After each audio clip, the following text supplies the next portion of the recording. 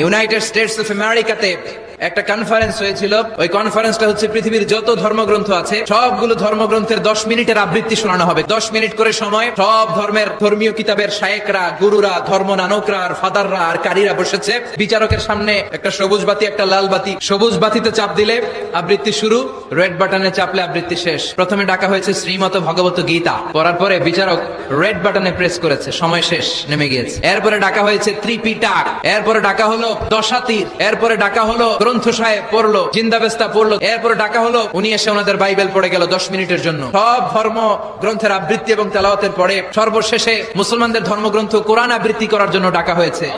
এসেছে মিশরের কারি আব্দুল বাসিত ইবনে আব্দুস সামাদ, পাতলা একটা চাদর আর জুব্বা পরে চলে এসেছে মাইকের সামনে। এসে আউযু বিল্লাহি মিনাশ শাইতানির রাজীম বলে টান দিয়েছে। উনি সূরা ফাতিহা পড়তে সময় নিয়ে নিয়েছে 13 মিনিট।